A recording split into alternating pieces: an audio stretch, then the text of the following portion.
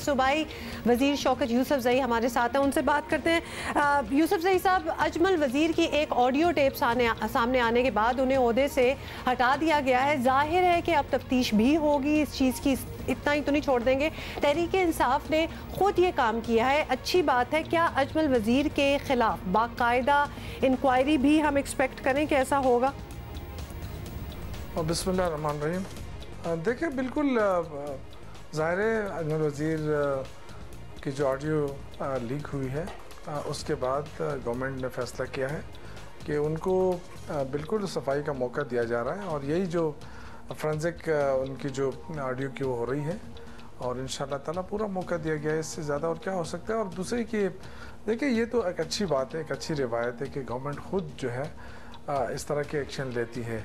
और जैसे video leak हुई है हुकूमत ने ये एक्शन लिया है और हम चाहते हैं कि जो भी जितने भी हमारे महकमे हैं, चाहे वो सूबाई हैं चाहे वफाकी हैं, अगर कोई इस तरह की बात है तो अच्छा सर ये बताइएगा कि करप्शन के इल्ज़ाम पर किसी को ओहदे से हटा देना यकीनन बड़ा ऐसा इक़दाम है, अहम कदम है, लेकिन खैबर पख्तूनख्वा में BRT है, मालम जब्बा है, बिलियन ट्री सुनामी जैसे मनसूबों में करप्शन के इल्ज़ाम भी लगते रहे हैं, तो वहाँ कोई एक्शन क्यों नहीं लिया गया?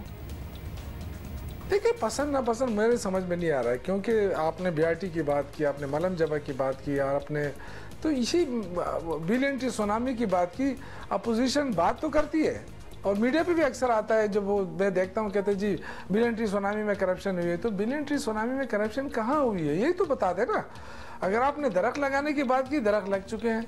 हम बिलियन ट्री का कहा तो बिलियन ट्री से ज़्यादा दरख्त हो चुके हैं। अच्छा जी, बहुत बहुत शुक्रिया शौकत यूसुफजई साहब for explaining it to us. और अभी भी समझ नहीं आया कि बाकी चीज़ों पे इन्वेस्टिगेशन होगी। टाइम की कमी है। We going to see you tomorrow. Fawad Chaudhry साहब, आपने हमें धोखा दिया ज़रा। हाँ।